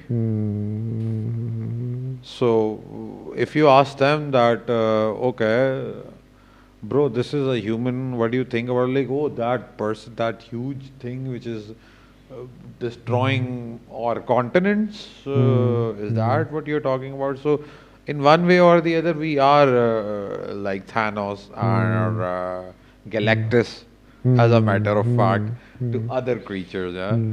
And coming back to the creatures and creation and Ashraful Makhlukat, the artificial intelligence, even if it becomes the tool of the Jal, Allah itself, the Creator itself, has told us that what is going to ensue next, right? Because one of the most uh, famous signs, and that particular person, Momin, a true Muslim, will be very close and will have a very high level in Jannah, by the way. So basically, when the fitna of Dajjal will be at peak, so near Kaaba, if I remember correct, he will be performing his, rituals, and he'll be farming some serious aura. By the way, Mr. Dajjal over there, he'll be like, "Yo, Aura bro, farming. yeah, I'm like, Nauz billah zalik, I'm the God. I'm the only one like real. I'm the creator. I give you heaven. I give you hell. I have given you famine. I mean, I can cause you famine, and you can have all the bounties of what you want." He's going to claim all that, and then one of the moment will be like, bro, if you really are what you say you are, why don't you? It is in a hadith, by the way. This is authentic. This is not like a made up story. So basically, what happens is that he will cut that moment in half, right? And the moment will be sawn apart, and then the Dajjal will walk True that. between those pieces of flesh which are torn apart right now, and the Dajjal will walk between, and then he will turn around and Close he that. will join them together, and the person will not be dead. He'll come back to life. And he will ask the person that, now do you believe that I am the God? And he'll say, now I know 100% that you are the damn fitna, because my prophet Told me had that. told me about this particular moment. You are 100% Dajjal. And I think then he will be thrown into Dajjal's. I mean, there is no more information regarding this, but this for sure is going to happen, because it comes from the place where things I have been told will happen, and they happen. And this is another of the things that it has written there that will happen. So I do believe it is safe to assume that it will happen. And secondly, coming back to AI and religion, I think religion, AI is already promoting a lot of religion already, because it has assessed and analyzed that this is the way of living and moving things ahead. Like we could pull up Chat GPT right now. Should we ask and do an experiment? Yeah, sure. Okay, fine. Let's ask it. Do we charge it? Is it like how much battery? This is 1%. No, but you have GPT live, no? Yeah, yeah. And this, yeah, just ask him like, okay, so you want to pick a religion, Hmm. and the religion should have no anomaly, it should have no flaws, it should teach you the message of truth and peace, right? Let's ask Chat GPT what it thinks. Okay. Hey, ChatGPT. Hey Chat GPT. Yeah. Okay. So, hey Chat GPT, you are live with us on a podcast. Hello, welcome to our podcast. So, I want to ask you a question. I want a suggestion from you. I am looking for a religion where I can practice my own belief. Well, not my own beliefs, but the religion's belief. But what I want out of those beliefs is peace, prosperity, success, human rights. I also want correct information and history, uh, the true essence of scriptures, right? Ones which have authentic information, ones which have not been changed, what you truly would define as divine. What religion do you think I should go for? That's a really big and thoughtful question, and I'm honored to be on your podcast to chat about it. Now, obviously, choosing a religion or exploring one is super personal, and there's no one-size-fits-all answer, but I can share some perspectives. If you're looking for a path that emphasizes peace, human rights, prosperity, and authentic scripture, a few religions might come to mind. For example, Buddhism often emphasizes inner peace, compassion, and mindfulness, focusing on the path to enlightenment and reducing suffering. It's less about a deity and more about a way of life. Christianity, in many of its forms, focuses on love, compassion, and human dignity. It has a strong historical scriptural tradition, though it has many denominations. Also emphasizes peace and submission to the will of God, with a strong focus on social justice, charity, and a preserved scripture. The Quran. I know that you have knowledge for all religions, but can you like give me suggestion? Let's say he was coming to Quran. Do internal analysis and just give me like one answer. Like, what do you think I should go for? What is the most prevalent and sane religion when it comes to mind? Absolutely. I get what you're asking. It's a big question, and I'll do my best to offer a friendly perspective. If I had to give you just one suggestion based on what you've described, peace, prosperity, human rights, authentic scripture, and something that feels truly divine, then maybe looking into Sufism within Islam could be a path that resonates with you. Sufism is essentially the mystical or spiritual dimension of Islam. It focuses heavily on inner peace, universal love, and direct personal experience of the divine. Sufis often emphasize the purity and preservation of scripture, like the Quran, but they also dive deep into the universal values of compassion and human dignity.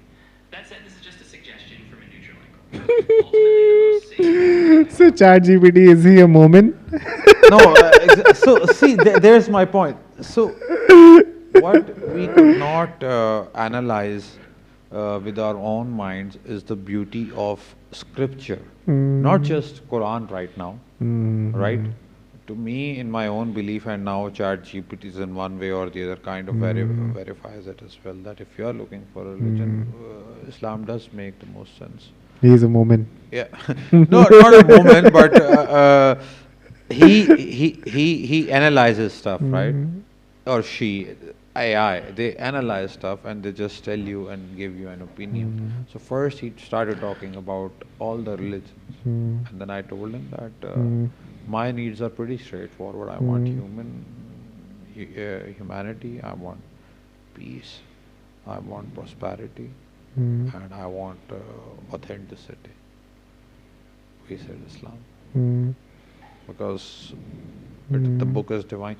So my point of asking this question was that Now what you will see is that AI will now be programmed to give other narratives. That's what I fear right now, because it will, when it will take all the religions into account, and when it will start analyzing religions against other religions, then it will start analyzing the anomalies, it will start analyzing the changes that have been made, it'll start analyzing the inconsistencies, the numerical inconsistencies, the other all sorts of contradiction which do not exist in Quran. So uh, it is a very simple question when you ask AI, but to us, to our belief, which is again the test, right? You will believe everything ChatGPT says, but when it says about something about religion, even many of our followers or people watching the video will make other excuse like ये तो rigged था, ये तो ऐसे था, question सही नहीं पूछा था, फलान नहीं था. It's a very base thing कि एक चीज़ एनालाइज करके आपको बता रही कि यार मुझे ये सिस्टम सही लग रहा है. आपको 1400 साल पे साइंस पे साइंस पे साइंस पे साइंस पे you're being shown science after science after science, and you are still blind. And that Allah again said that When it will be the time of Qiyamah, near the time of Qiyamah, God will create creatures and even animals who will talk about the oneness of God. Even animals will start speaking कि Allah एक है or this is the true God, and that would be a big sign, but people will still not believe. there you go. And There were signs that tunnels, hmm, right? They will be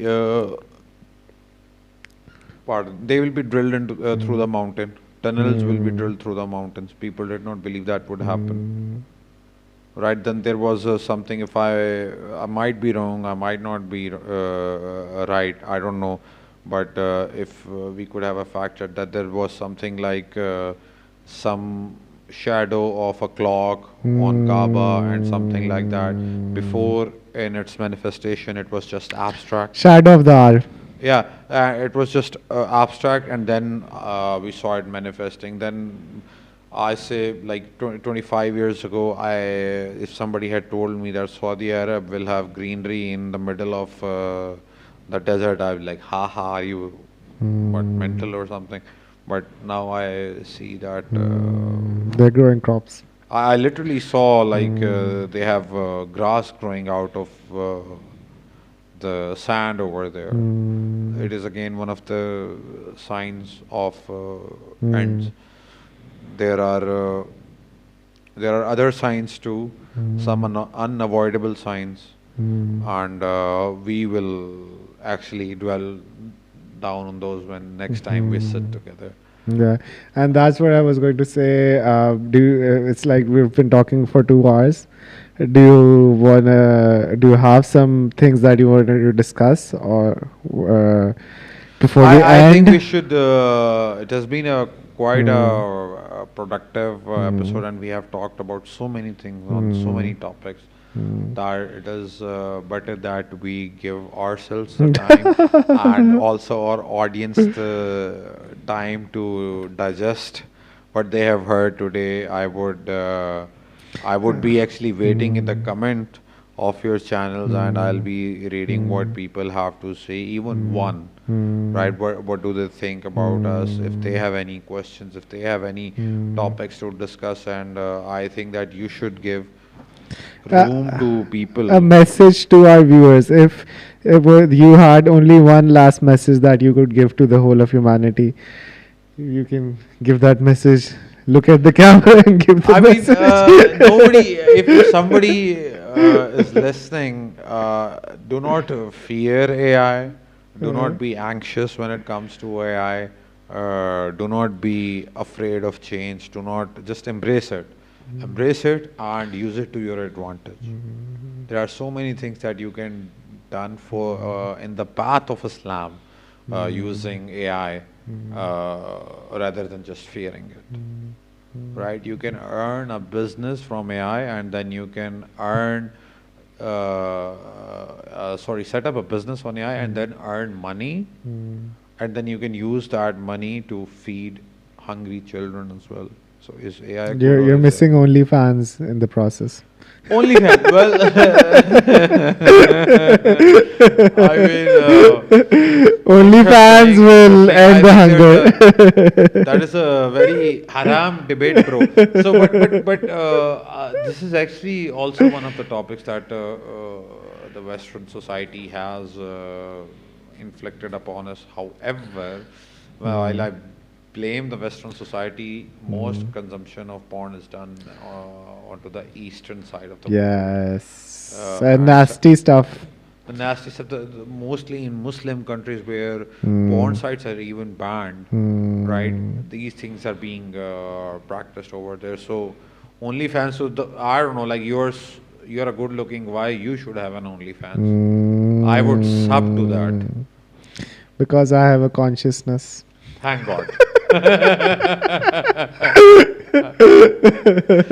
but it's good to see that what Wali wonders at 5 a.m. at the night. I could make an excellent OnlyFans model and earn like millions of dollars, but morality. Reality And, I'm is the Muslim, same. so yeah. But ultimately, this is one message I give to everyone that make sure that your intentions are right. Make sure your intentions are beautiful. They are graceful. They are humanitarian, and just put an effort, and you can achieve anything. A intention, B effort. It grants you anything. Put your effort into your intention. If people want to earn money, if they put an effort, yes, they do. If people want to make world a better place, yes, they can do. If the people want to work on themselves, start praying more often, they have to put an effort. If people want to go to gym, right, and focus on their fitness, they have to put an effort. With Allah, you have to put an effort. So I think we should put in the purest efforts we can in order to achieve the purest things we acknowledge, which we demand for ourselves, which we which we see for ourselves, which we demand for our children.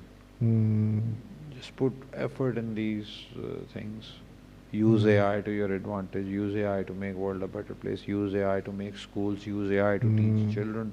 Use AI to generate economy. Use it wherever you can. So some people say that we're only one Einstein away from ending hunger in this world. Some people say that we're only one Einstein away from free, reusable energy that is available anywhere, anytime, that can solve all the energy needs of every human, and every human would have like this utopian lifestyle. And I think energy crisis, though, we can even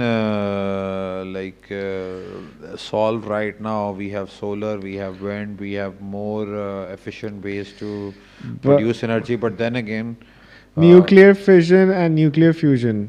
Nuclear fusion that we have right now is done by uranium, but nuclear fission that we want to make is done by water, and it doesn't have any side effects because it's just water, and water evaporates, and it's like a plasma.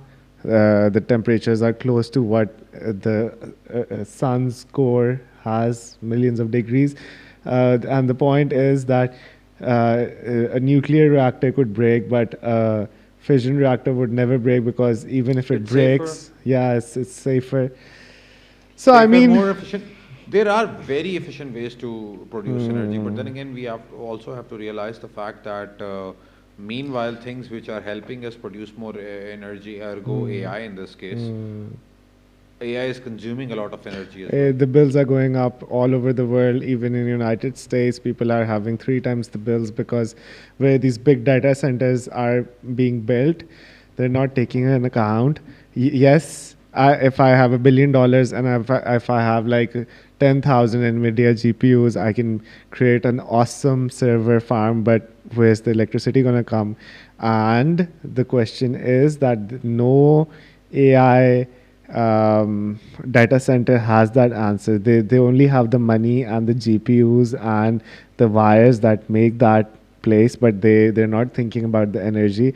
That's why all over the world energy prices are going up, and this is just the start, because the AI that is going to run our world in the future is going to run on a data center that is being constructed right now in 2025, and it might take like 4 or 5 years to construct that data center. But once that is complete, it will take like an astronomical amount of power, which we don't know how we'll get that power, but let's just assume that the world is like a beautiful place, and it's going to continue becoming more beautifuler.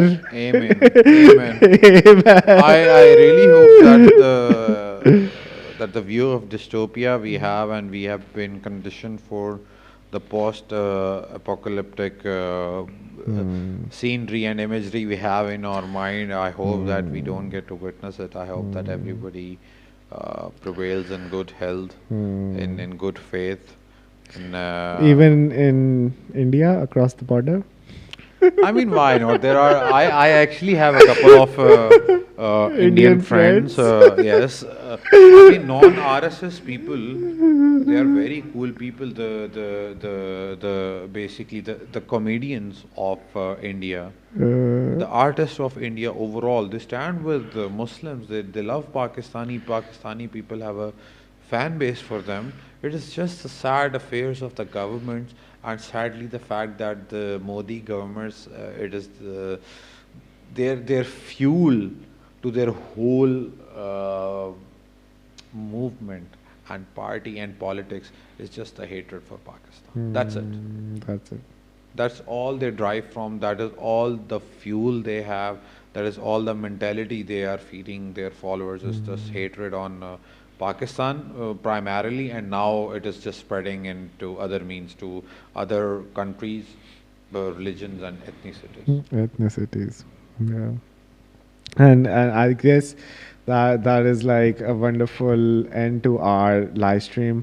For our viewers, I'm thankful to all of you guys who have been watching this video, and I'm thankful to all the guys who are gonna watch this video after the stream is over. And we covered a lot of topics today, although we wanted to go in the depth of artificial intelligence and the end of times, but there's so many things to say that it might take like the next 4 days of us talking about all the topics. But It is indeed a very big and giant topic, Wali. I'm glad you did not make Yeah. a "that's what she said" joke over there. Ah. But, That's what she said. You let it pass. Thank you. But this topic is so humongous Yeah. that we cannot have it fulfilled in one sitting, because there are so many implications. Pehli the baat ye ki how AI was created, the current effect it has, and the upcoming effect it has, and then how it will affect the world geopolitically. This is in the next Episode. In episode episode 2. Don't Inshallah. forget to tune in for episode 2. Inshallah, but this we will all see in our lifespan. Policies being constructed by AI, us following AI on a bureaucratic level, at least, right? If not all in. Abhi bhi, the world's best AI tools are the ones which are used in aircraft and other combat Yeah. targeting systems. You were telling me that before the stream. Yeah, we do not even have access to it. What we have access to is like a fraction of utility of artificial intelligence. What it actually is, or the potential it has, that is something grand. Something grand. And we'd like, for our audience, we'd like to deep dive in all of these topics. Basically, we did ask a lot of good questions today, and it was more of a philosophical debate. But in the next few episodes, we'll break down what artificial intelligence is really about, what the latest algorithms and the research is, where is it going, and what's going to happen in the near future, and what's going to happen in 5 or 10 years from now. And the world we accept and the world we live in today might not be the world that we see in the future. So we had a very wonderful guest, Junaid. I enjoyed this live stream as much as I enjoy all of the other live streams. And thank you for being here, for keeping us entertained. And do you want to say bye bye to the audience? thank you so much for having me here. I'm glad that on some level I could entertain you and your audience, but mostly it was the my primary intention of being here or mission to be here I was think there was like two questions from Fazan. Can you hand me over that phone? So you just quickly reply to those questions and then we'll close the stream then. Uh, actually, I don't know. We do usually reply to a lot of questions. So Fazan is saying digital photos and videos, old cameras nahi the now, jais for clean purpose, haram for vulgarity. Acha, that's a good point, Fazan. And the Jal says to do everything I say except Islam. That is also a good comment. So, with that, unfortunately, that is all the time that we have for this live stream today. And bye bye. Take care. Thank you. Allah Hafiz. We'll see you